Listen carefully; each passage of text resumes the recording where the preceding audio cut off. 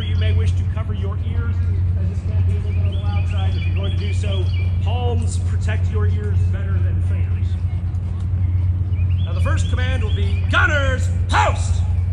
Simply ordering the crew, get ready to work. Order the piece to load! And basically saying we're going to begin the process, and the first thing that's going to happen is the man who's tending the vent here has sealed up the breech with a leather device on his thumb called a thumb stall. He's going to seal up the vent hole where the gun is eventually going to be ignited. And that's going to serve a lot of purposes. Prevent oxygen from coming and going through that opening, prevent any kind of ignition from getting down the open before we want it to. Next step will be search the piece. Big tool up at the front there called a searcher. Looks like a big corkscrew on the end of the long handle. That's sent down the barrel first to dig out any remnants of the previous powder bag. Sponge the piece. Sheep's wool sponge on the end of the other tool there. Dumped in a bucket of water and sent down the barrel to swab out any smaller debris the searcher may have missed and extinguish any sparks.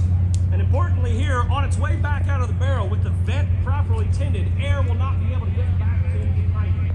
Ideally, you want to hear what we heard just then is that slight pop sound, a little bit like a cork coming out of the bottle when that sponge exits the barrel. That tells us we've gotten suction on the inside of the gun. We've created a momentary vacuum. Between the searcher and the sponge, when the vent is tinted properly, we have removed fuel, heat, and oxygen from the inside of that gun. Is it possible for fire to exist in a space in which we have removed fuel, heat, and oxygen? No. Is it now 100% safe to reload this gun?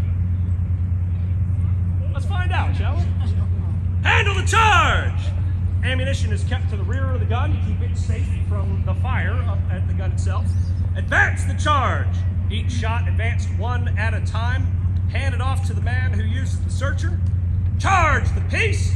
That charge placed into the muzzle of the gun.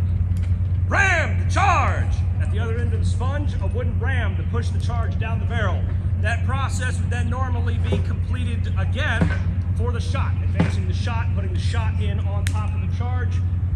We don't want to put a hole in the side of the ferry today, so we're going to leave the shot out, just putting the gunpowder down the barrel.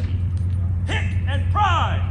A brass pick is going to be put down the vent hole there at the back of the barrel. It's only now that that thumb has been removed from the vent. That brass pick is going to break open that powder bag. And in this case, a paper cartridge, very often in the time period, a flask of gunpowder we use to fill the vent with loose powder. No fuses or anything used in this time period. It's loose gunpowder filling that vent and creating kind of an ant-hill of powder on the back of the gun. At this point, the gun is loaded, primed, ready to fire. And the last step will be to bring the limb stock, this tool here carrying burning cord, around to the back of the gun. And when you stick burning rope in the gunpowder, what do you reckon is going to happen? Boom. Yeah, exactly right. So now is the time to cover your ears. Have a